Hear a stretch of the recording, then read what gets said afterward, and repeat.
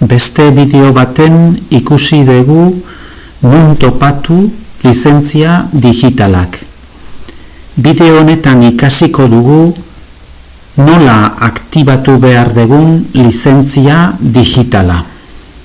Horretarako berriro ere plataformara joan beharko gera. Ibaizabalek erabiltzen duen plataforma bere liburu digitalentzako. Plataforma hori dago edelbibesdigital.com helbidean.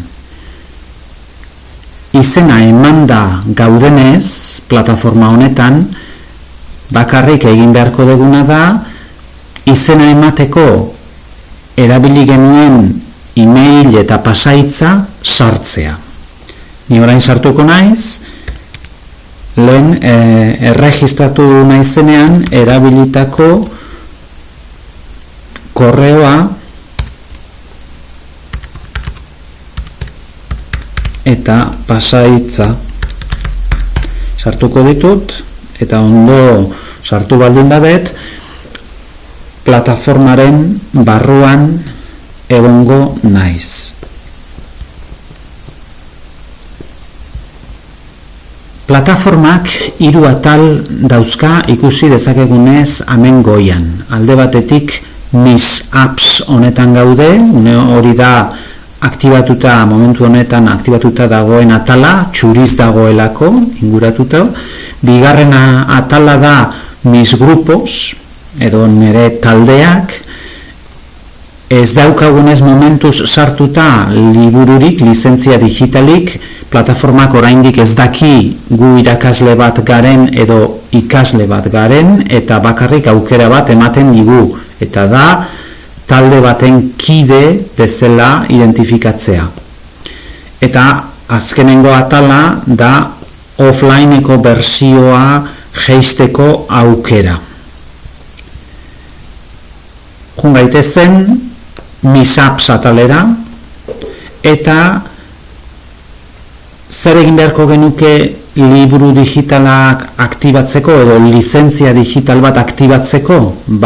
Liburu paperezko liburuan edo paperezko libururik ez badaukagu komertzialak eman digun lizentzia digitala sartu beharko dugu kutsatxo honetan.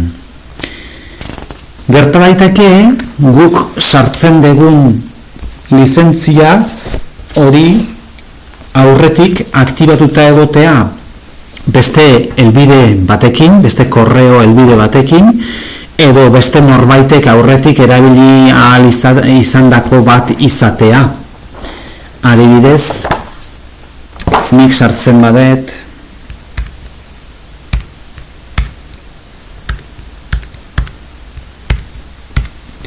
eta nire ustez lizentzia hau aktibatuta dago. Eta berez, sistemak, plataformak esaten digu lizentzia ez dala ona, ez dala egokia.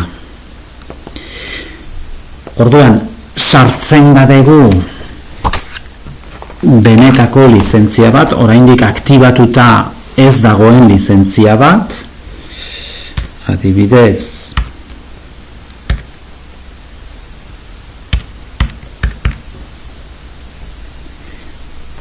kodigo hori sartu behar dugu idatzita dagoen moduan. Maiuskulaz baldin badago letra bat, letra larrian idatzi beharko dugu, eta minuskularekin idatzita baldin badago, letra txikiekin idatzi beharko dugu.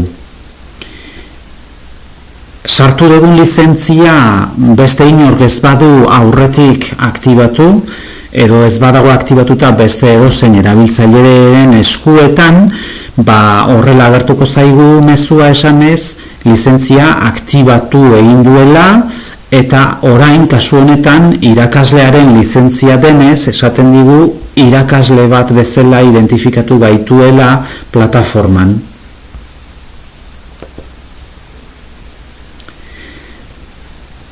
Hemen agertzen da liburua, berez liburu hau gure kopia da. Guk egokitu dezakegu liburu hori gure beharretara. Juten bagera orain Mis Grupos atalera, ikusten dugu lehen bakarrik agertzen zen únete a un grupo, baina orain agertzen zaigu creatus grupos. Hau da, irakasleak soilik esan dugu sortu ditzazkeela taldeak. Zertarako sortzen dira taldeak? Sortzen dira adibidez irakasleak bere geletan dauden ikasleen emaitzak ikusi ahal izateko edo mezuak bidaltzeko gela horretara edo gela osora edo gelako kide batzueri, ikasle batzueri soilik. Horretarako sortzen dira taldeak. Eta irakasle batek sortu ditzazke nahi beharrainak talde. Talde bat sortzeko nahiko da taldearen izen bat jartzea, adibidez hemen DBH3A edo B edo C edo gure ikastetxetan erabiltzen dugun akronimoa izango zen, eta crear ematen diogunean berak guk ipinitako izenari jartzen dio kodigo bat, eta kodigo hau sartu beharko dute atal honetan ikasle bakoitzak bere izena ematen duenean plataforman eta mis grupos atalera etortzen denean. Hori da idatzi behar duena, ez DBH3A, baizik eta URIXQRB kasu honetan, vale? Bueno. Eta horrela, hemen ja, liburua aktibatuta daukagu, eta liburua erabili ahal izateko prest egongo ginateke. Eta hemen bukatzen da, bigarren bideo hau.